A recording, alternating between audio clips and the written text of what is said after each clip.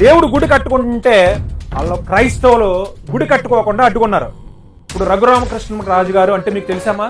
క్రైస్తవ మతం అన్నది అంత ఉన్మాదమైనది, అంత ప్రమాదమైంది అని చెప్పి పవన్ కళ్యాణ్ గారు నరికెత్తాడంట. రోడ్డు మీద పెట్టి నాలుక బయటకు లాగేసి ఫాస్ట్. హిందువులు ఇళ్ళ దగ్గరకు వచ్చి చచ్చి ఎలా కడుతున్నారు? ఎందుకు ఊరుకుంటున్నారు? సిగ్గు చేరం లేదా హిందువులకి?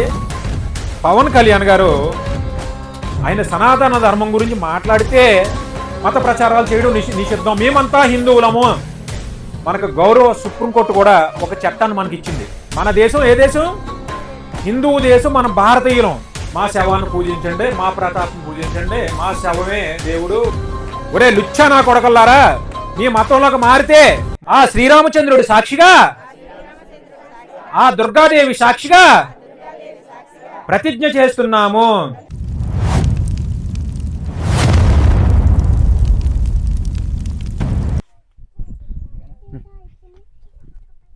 ఎంతో దూరం నుంచి మనకి ఈ సంస్థ వచ్చింది. హైందవ వీర్ ఆర్మీ అనే పేరుతో మనకి మన ఏజెన్సీ ప్రాంతంలో ధార్మిక కార్యక్రమాలు, అలాగే హైందవ వీర్ ఆర్మీ ఉచిత విద్య అనే పేరుతో స్కూళ్ళు కూడా పెట్టడం జరుగుతుంది మన ఏజెన్సీ గ్రామాల్లో. ఇటువంటి మంచి సంకల్పంతో మన సంస్కృతి సాంప్రదాయాల కోసం, దేశం కోసం, ధర్మం కోసం మంచి ఆలోచనలతో, మంచి ఉద్దేశంతో, ఒక లక్ష్యంతో మన హైందవ వీర ఆర్మీ ఏజెన్సీ ప్రాంతంలో కార్యక్రమాలు చేస్తుంది. ఈ సంస్థకి ధన్యవాదాలు తెలుపుకుందాం మన జీ కొత్తపల్లి గ్రామం తరపు నుంచి. అలాగే ఇప్పుడు హైందవ వీర ఆర్మీ వ్యవస్థాపకులు వరప్రసాద్ గారు మాట్లాడవలసిందిగా కోరుతున్నాం. జై శ్రీరామ్. అందరూ చెప్పాలి. కొంతమంది చెప్పారు, కొంతమంది ఆగిపోయారు. జై శ్రీరామ్. అది అలా జై శ్రీరామ్ అని చెప్తే అడ్డదేగల వరకు, రాజవొమ్మంగి వరకు వినబడాలి. ఇప్పుడు మనం అంతా ఎవరమ్మా?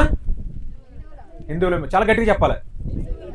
ఇప్పుడు మన కొత్తపల్లి గ్రామానికి మన హిందువుల్ని మత మార్పిడి చేయడానికి మత మార్పిడి మాఫియా ముఠాలో తిరుగుతున్నాయి. తెలుసా మీకు? తిరుగుతున్నాయమ్మా? గట్టిగా చెప్పాలి. అయితే మన గ్రామానికి వచ్చి ఎవరైనా సరే మా మతంలోకి రండి, మా శవాన్ని పూజించండి, మా ప్రతాత్మ పూజించండి, మా శవమే దేవుడు, మా ప్రతాత్మ దేవుడు, మా దేవుడిని నమ్ముకోండి అని చెప్పేసి ప్రచారానికి ఎవరైనా వచ్చారమ్మా? గట్టిగా చెప్పాలి. వచ్చారు కదా? మరి దానికి మనం ఏం చేయాలి? ఇప్పుడు మీరు అందరూ హిందువులు అని చెప్పారు, మనం అంతా హిందువులు. మీరు ఎంతకాలం హిందువులుగా ఉంటారో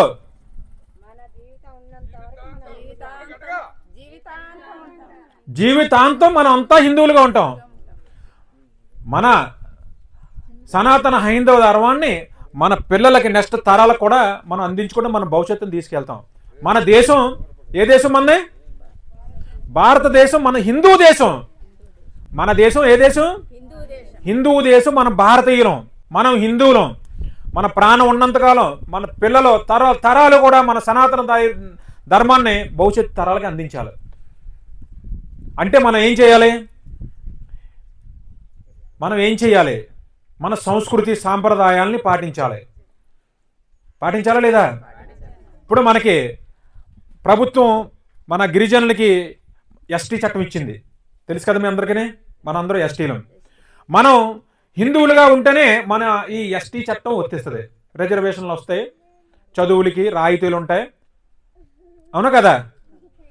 మనం హిందువులుగా ఉన్నంత వరకే ఈ ఎస్టీ చట్టం అనేది మనకు వర్తిస్తుంది. మన హిందూ ధర్మం అన్నది మనకు కన్న తల్లి లాంటిది, మన అడవి లాంటిది మన హిందూ ధర్మం అంటే. మన సంస్కృతి సాంప్రదాయాలు మనం కాపాడుకోవాలి. కానీ ఇప్పుడు ఈ మత మార్పిడి మాఫియా, ఈ క్రైస్తవ మిషనరీలు, ఈ మత మార్పిడి మాఫియా పాస్టర్లు మన హిందువుల దగ్గరకు వచ్చి మా దేవుడిని నమ్ముకోండి, మా దేవుడిని నమ్ముకోండి అని ప్రచారాలు చేస్తున్నారా లేదా? అప్పుడు మనం వాళ్ళకి ఏం చెప్పాలంటే, మేమంతా హిందువులం, మేము అడవి బిడ్డలం, మేము ప్రకృతిని పూజిస్తాము, అమ్మవారిని పూజిస్తాము, రాముడు పూజిస్తాము. అదిగో మా గుడి. మూర్ఖులారా, మీకు పని పాట లేదా? బెగ్గర్లా మీరు, అడుక్కుండి వాళ్ళ మీరు మా దేవుడిని నమ్ముకోమని అడుక్కుంటున్నారు. మీరే మా రాముడి దగ్గరికి వచ్చి మీరు రాముడిని పూజించండి, మేము హిందువులమి, మేము భరతమాత ముద్దు బిడ్డలం మేము అని చెప్పాలి. అర్థమైందమ్మా? ఇంకొక విషయం ఏంటంటే ఇక్కడ మనం హిందువులం అందరూ కూడా బంధువులమే, మనం అందరం ఒకటే. మన గిరిజన ప్రాంతాలకే ఏదైతే ఈ మత మార్పిడి మాఫియా క్రిస్టియన్ మిషనరీలు పాస్టర్లు మన గిరిజన ప్రాంతాలకు వచ్చి మన సంస్కృతి సాంప్రదాయాలను నాశనం చేసి మన ధర్మాన్ని నాశనం చేస్తున్నాయని మనకు గౌరవ సుప్రీంకోర్టు కూడా ఒక చట్టాన్ని మనకి ఇచ్చింది, మాకు ఒక ఆర్డర్ ఇచ్చింది. ఎందుకంటే మీ ధర్మాన్ని మీరు కాపాడుకోండి, మీ సంస్కృతి సాంప్రదాయాలు మీరు కాపాడుకోండి. కాబట్టి ఎటువంటి మిషనరీలు కానీ ఎటువంటి విదేశీ క్రైస్తవ మత మార్పిడి మాఫియాలు కానీ మన గ్రామానికి కాళ్ళు పెట్టుకోకుండా ముందుగానే హెచ్చరికలు జారీ చేయండి. మీ గ్రామ పొలివేరులో బోర్డులు ఉన్నాయి కదా, ఈ బోర్డుల్లో గ్రామ పొలివేరులో మీరు ఊరి ఎంట్రన్స్లో ఎటువంటి మా జీ కొత్తపల్లి గ్రామానికి క్రైస్తవ మిషనరీలు కాలు పెట్టనాక నిషేధము.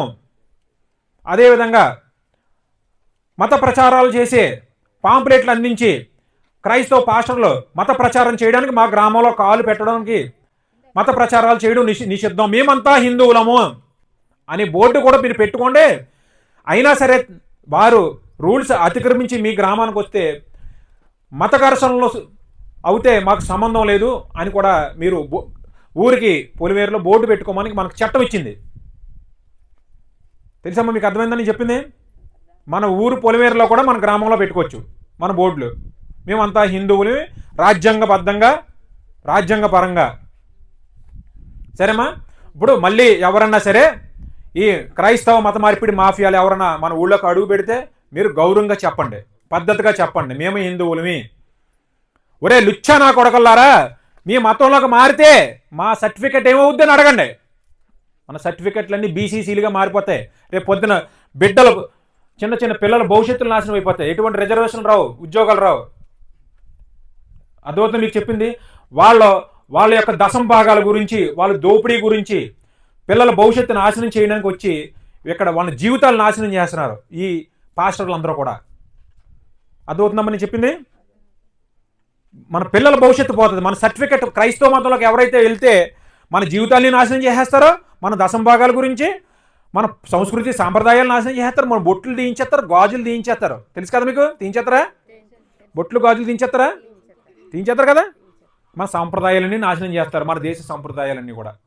అంతేకాక మన గ్రామంలో ఎవరన్నా సరే ఒక కుటుంబం మారిందంటే మళ్ళీ ఆ కుటుంబంతో మీ పక్కన వాళ్ళందరినీ మార్చండి, మీరు పరలోకానికి వెళ్తారని చెప్పి పక్క కుటుంబాన్ని కూడా మార్చేలాగా చెప్తారు వాళ్ళు. ఈ కుటుంబం పక్క కుటుంబాన్ని మారుతుంది. ఒక కుటుంబం 2 కుటుంబాలు అవుతాయి, 2 కుటుంబాలు 3 అవుతాయి. వీళ్ళు 3 కుటుంబాలు కూడా మిగతా వాళ్ళందరినీ కూడా మీరందరూ కూడా రాళ్ళను పూజిస్తున్నారు, రప్పలను పూజిస్తున్నారు, మీరు సైతాలను పూజిస్తున్నారు, మా యేసుని నమ్ముకోండి మీరు అని మేము దగ్గర మీరు అలాగైతే మీరు పరలోకానికి వెళ్తారని చెప్తారు.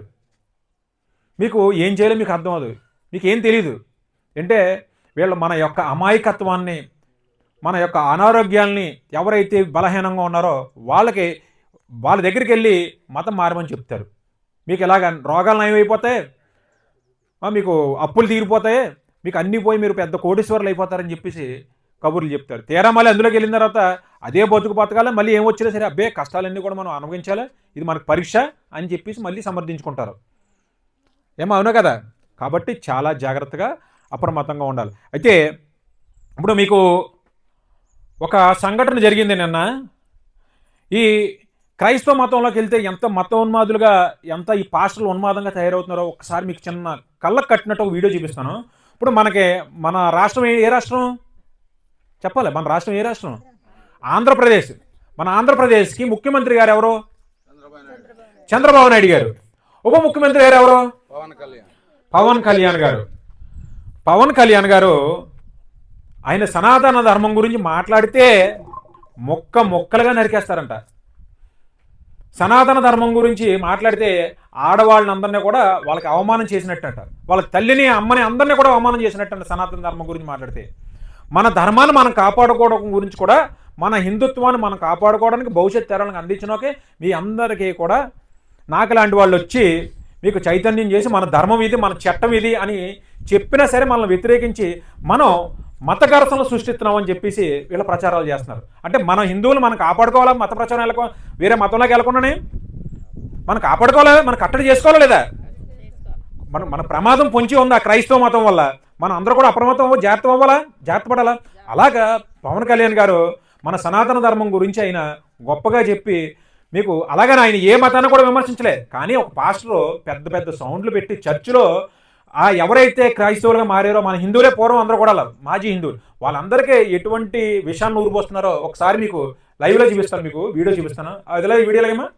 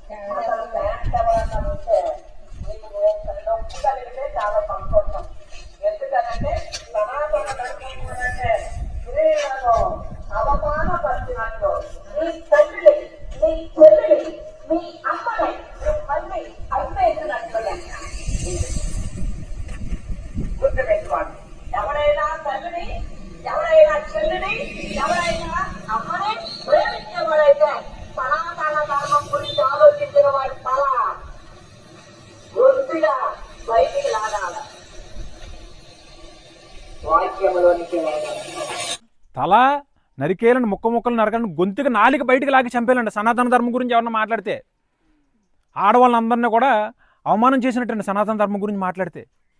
తల్లిని చెల్లిని ఎంత దారుణంగా మాట్లాడుతున్నారు చూసారా.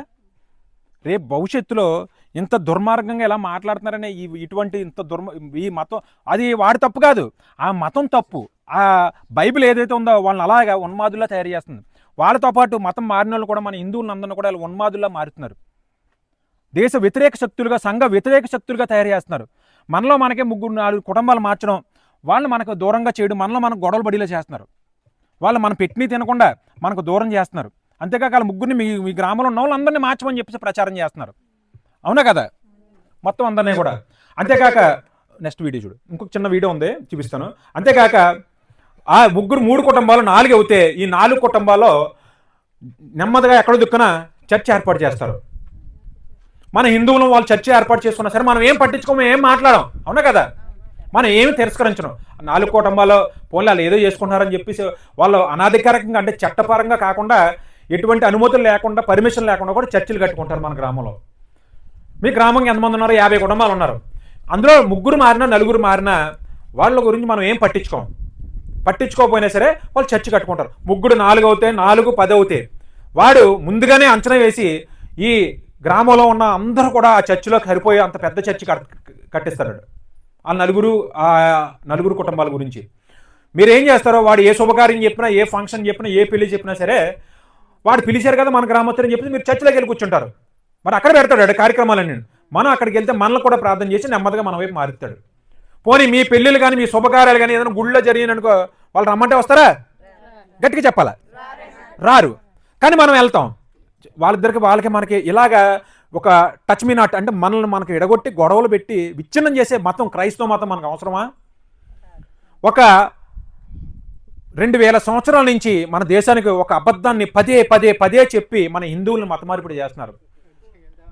ఒక ఇజ్రాయిల్ దేశంలో దేశ వ్యతిరేక సంఘ వ్యతిరేకంగా ప్రవర్తించే ఒక వ్యక్తి, ఒక యేసన్న వ్యక్తిని అతన్ని అక్కడ ఆ దేశ చట్టాల ప్రకారంగా రోమన్స్ ఈ యేసన్న వ్యక్తిని నడి రోడ్డు మీదే చాలా కుక్కను కన్నా హీనంగా కొట్టి 2 చెక్కల మీద నిలబెట్టి ఏలాడి కట్టేశారు. అప్పుడు ఓ దేవా అని మూలుకుంటే చచ్చిపోయాడు యేసన్న వ్యక్తి ఆ దేశంలో. మరి నిజంగా దేవుడు అయితే తనకు రక్షించుకుంటాడు కదా, ఎందుకు చంపేశారు ఆ దేశంలోని? దేశ వ్యతిరేకంగా సంఘ వ్యతిరేకంగా అతను ప్రవర్తించడం వల్ల. అంతేకాక అతను 12 సంవత్సరాల తర్వాత ఎక్కడికో పోయి మళ్ళీ 30 సంవత్సరాలకు వచ్చాడు.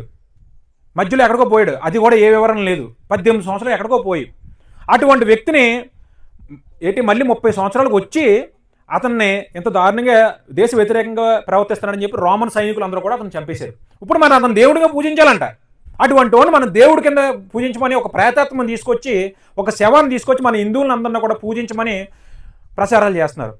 మన హిందువులు ఇళ్ళ మధ్యన చర్చలు కడుతున్నారు, కానీ మనం ఏమంటలేదు. కానీ ఈ మధ్య కాలంలో ఇప్పుడు రఘురామకృష్ణరాజు గారు అంటే మీకు తెలుసామా?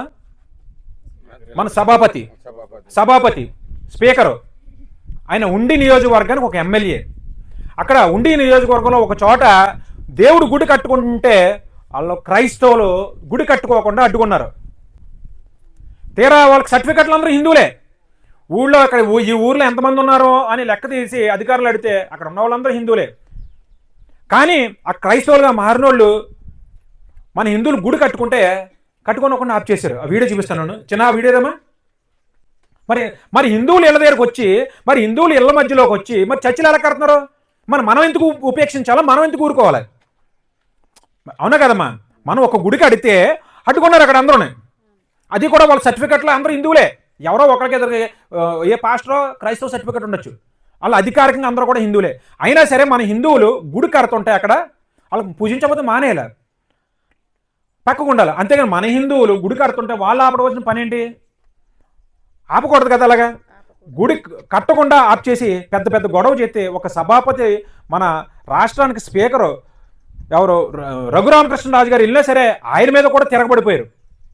అంత దారుణంగా తయారయ్యి గుడి కట్టన కుదరని చెప్పి అలర చేశారు. ఆ వీడియో చూపిస్తాను. నీకేంటి అబ్జెక్షన్ ఇప్పుడు చెప్పు? గుడి కట్టుకుంటే నీకేంటి అబ్జెక్షన్? ఇక్కడ గుడి కడితే ఇక్కడ ఉన్న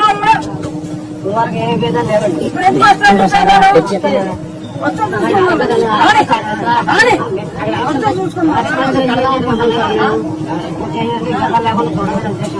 విభేదాలు లేకుండా ఉండాలి.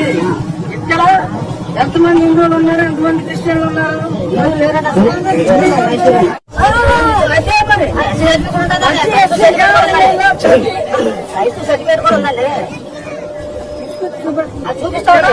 ఇక్కడ ఒక్క హిందువు కూడా లేడా?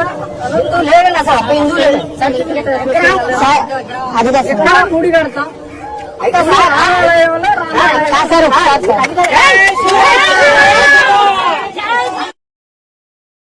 అర్థమైందమ్మా? ఇలా పట్టుకో.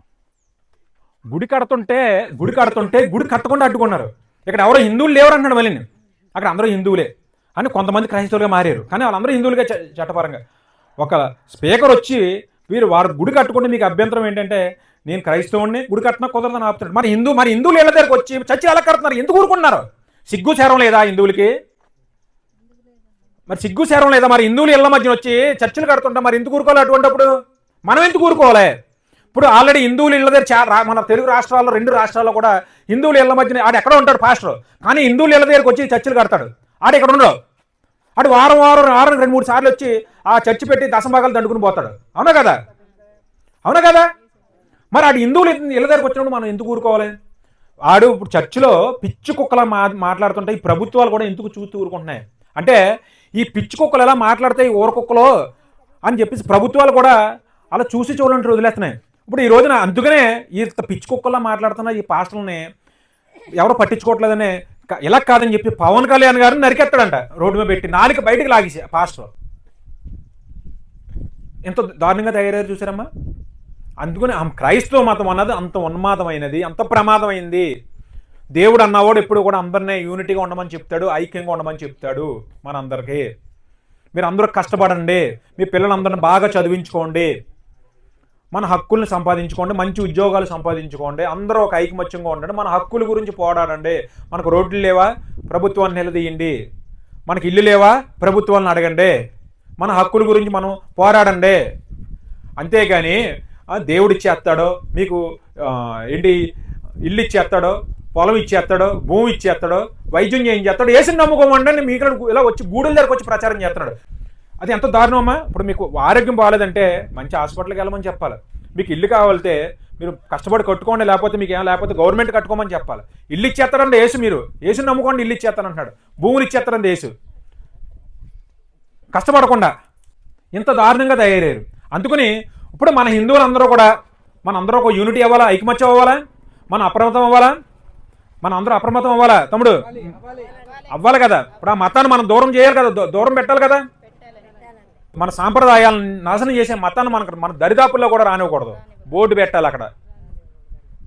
ఎవరిని కూడా మన తరాలు కూడా మన హిందువులుగానే ఉండాలి. మన సనాతన హైందవ ధర్మాన్ని భవిష్యత్తు తరాలకు అందించాలి. అర్థమైందమ్మా? ఈ విధంగా ఎంతో దుర్మార్గంగా తయారయ్యే సమాజంలో మన హిందువులను మత మార్పిడి చేసి, గిరిజనులను కూడా గ్రామాల్లో కూడా వాళ్ళు తిరిగి మత మార్పిడి చేసి మా మతంలోకి రండి ప్రలోభాలకు గురి చేస్తున్నారు. గిరిజనుల్ని ట్రైబ్స్ ఏజెన్సీ గిరిజన ప్రాంతాల్లోకి వచ్చి మత మార్పిడి చేయడం అన్నది అతిపెద్ద క్రైమ్ అది. ఇప్పుడు వాళ్ళు ఎంత దారుణం ఏంటంటే మన హిందువులు మనం అప్రమత్తంగా ఉండండి, జాగ్రత్తగా ఉండండి, మతం మారకుండా. ఈ మత మార్పిడి మాఫియా ఊరకొక్కలో అచ్చోసిన ఆబోతుల్లా రోడ్ల మీద తిరిగి మన హిందువులు మతం మారు నాదే ఉన్నాము కానీ పిచ్చి కుక్కల్లాగా రోడ్లు తిరుగుతున్నాయి. ఇటు ప్రభుత్వాలు కూడా చూసి ఊరుకుంటాయి. కనీసం మనమన్నా సరే జాగ్రత్తగా అప్రమత్తం చేసి మిమ్మల్ని అందరికీ కూడా జాగ్రత్తగా ఉండండి, ఆ మతాన్ని బారిన పడకుండా అని చెప్పి మన మతాన్ని మనం రక్షించుకొని మన ధర్మాన్ని రక్షించుకునే బాధ్యత మనకుందా? మనకు హక్కు మనకుందా? అది కూడా చేయకూడదంట. ఇప్పుడు నేను ఎలా చేస్తాను నేనంటే చంపేస్తారంట, నన్ను పవన్ కళ్యాణ్ చంపేస్తారంట, ఇప్పుడు నాగలటంలో అందరినీ చంపేస్తారంట. ఎందుకంటే నా వల్ల మీకు చైతన్యం వచ్చింది. ఇప్పుడు మీరు అందరూ కూడా మన ధర్మం పట్ల మీకు తెలిసింది, అవునా కదా? ఇప్పుడు రేపు పొద్దున ఈ మత మార్పిడి మాఫియాలు ఎవరైనా వస్తే మీరు గ్రామం చివరిలోనే పొలిమేరులోనే తంతారు. ఇప్పుడు నేను మీ గ్రామానికి వచ్చానమ్మా, మీ గ్రామానికి నేను ఒక్కడిని వచ్చానా? లేదు కదా. మీరు అందరూ అనుమతి తీసుకుని మీ గ్రామానికి పరిస్థితి ఇలా ఉన్నాయి వివరంతాము అని మన గుడి దగ్గరకు వచ్చి ఇక్కడ మన కురసం రాజబాబు గారు అడ్డదగ్గర మండలానికి ఆయన బీజేపీ అధ్యక్షులు, ఆయన ద్వారా మీకు ఫోన్ చేసి అన్ని కలిసి మిమ్మల్ని అందరినీ కూడా మీ ఆమోదం తీసుకొని మీ అనుమతి మీ గ్రామానికి వచ్చాను. ఏదన్నా గ్రామానికి వస్తే అలా చెప్పాలి, అంతేగాని రోడ్ల మీదకి వచ్చి ఏసుని నమ్ముకోండి, నమ్ముకోకపోతే మీరు నరకాన పోతారో, మా ఏసుని నమ్ముకున్నవాడే మీరు పరలోకానికి వెళ్తాడో అంటే మిగతా వాళ్ళు అందరూ నరకాన పోతారు. మీరు పూజించండి రాళ్ళు రప్పులు అంటే మరి ఇంకెలా ఉంటుంది? మత విద్వేషాలు ఎవరు రెచ్చగొడుతున్నారు? తిరిగి మన హిందువులు మనం ప్రొటెక్ట్ చేసుకుని మతం మారకుండా జాగ్రత్తగా మనం అవగాహన కలిగిస్తుంటే మత విద్వేషాలు అంట నేను రెచ్చగొడుతున్నానంట. ఇదే ఎంత గొప్పగా ఉందో సార్, ఇలా ప్రచారం చేస్తున్నారు. మీకు అర్థమైందని చెప్పింది. ఇప్పుడు మన హిందువులు మనం జాగ్రత్తగా ఉండండి, మత మార్పిడి అవ్వకుండానే పిల్లల భవిష్యత్తు పోతుంది, నాశనం చేస్తున్నారు, ఇంత దారుణంగా పరిస్థితులు ఉందని చెప్తుండే సరే వీళ్ళు ఆ విధంగా మేము తిరిగి చేస్తున్నామంట. ఏంటి మత ఘర్షణలు చేస్తున్నామంట. అంత దారుణంగా తయారయ్యారమ్మ. వాళ్ళ సంఖ్య పెరిగితే ఇప్పుడు ఏంటంటే ఇంకొక విషయం ఏంటంటే ఇప్పుడు గుడి కట్టడం లేదు. నేను ఎందుకు చెప్తున్నానంటే ఇప్పుడు ఈ 3 కుటుంబాలు 4 కుటుంబాలు 10 అయినాయి అనుకో, సమానంగా అయినాయి అనుకో, రేపు పొద్దున గుళ్ళు కూడా కట్టుకునేవారు, గుళ్ళు కూడా చేస్తారు. ఇప్పుడు ఆల్రెడీ కట్టి గుడే ఆఫ్ చేయించారు. ఆల్రెడీ ఒక చోట గుడి కడుతుంటే అది పాత గుడేనండి తమ్ముడు, పాత గుడే. కట్టి గుడిని అది ఏం చేశారంటే మళ్ళీ రీమోడలింగ్ మళ్ళీ కట్టుకుంటే పక్కన వాళ్ళు అబ్జెక్షన్ పెట్టేసి గుడి కట్టకుండా ఆఫ్ చేయించారు. వాళ్ళందరూ మళ్ళీ క్రైస్తవులే, కానీ హిందువులే, క్రైస్తవులు మారిపోయారు, సర్టిఫికేట్ ప్రకారంగా హిందువులే. వాళ్ళ సంఖ్య పెరిగితే రేపు పొద్దున గుడులు కాదు ఏం ఉండవు. అప్పుడు శ్రీరామనవమి కళ్యాణం జరుపుకుంటారా, పల్లకి తిప్పుతారా? పల్లకి కూడా తిప్పనవరు. అంత దారుణమైన పరిస్థితి వచ్చేస్తుంది. కాబట్టి ఇప్పటి నుంచి మనం జాగ్రత్తగా అప్రమత్తంగా ఉండి మన ధర్మాన్ని మనం కాపాడుకుంటాం, మన పూజలు మనం చేద్దాం. నిత్యం కూడా ఆ శ్రీరామచంద్రుడికి మీరు పూజలు చేయండి, ఆ శ్రీరాముని జపించండి. పిల్లలకి మంచి భవిష్యత్తుగా మంచి చదువులకి మీరు చెప్పించండి. పిల్లలకి అందరికీ కూడా మీరు మంచి నేర్పించండి. చిన్నపిల్లలకి ఎవరికి ఫోన్లు అయ్యేది ఇవ్వకండి. ఏమ్మా? జై శ్రీరామ్. మనం ఇప్పుడు అందరూ కూడా ప్రతిజ్ఞ చేసి వెళ్దాం, ఓకేనమ్మా? జై శ్రీరామ్, జై శ్రీరామ్, భారత్ మాతాకి. మేమంతా హిందువులము, మా దేశం హిందూ దేశం, మేము హిందువులుగానే ఉంటాము, హిందువులుగానే జీవిస్తాము, మా సంస్కృతి సాంప్రదాయాలను పాటిస్తాము,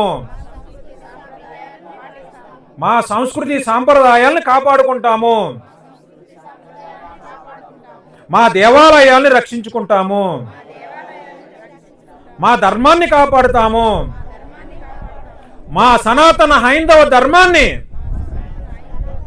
భవిష్యత్తు తరాలకు అందిస్తాము, రాజ్యాంగాన్ని గౌరవిస్తాము, చట్టాలను గౌరవిస్తాము, అధికారులను గౌరవిస్తాము అని జీ కొత్తపల్లి గ్రామస్తులను ఆ శ్రీరామచంద్రుడి సాక్షిగా, ఆ దుర్గాదేవి సాక్షిగా ప్రతిజ్ఞ చేస్తున్నాము. జై శ్రీరామ్, భారత్ మాతాకి, భారత్ మాతాకి.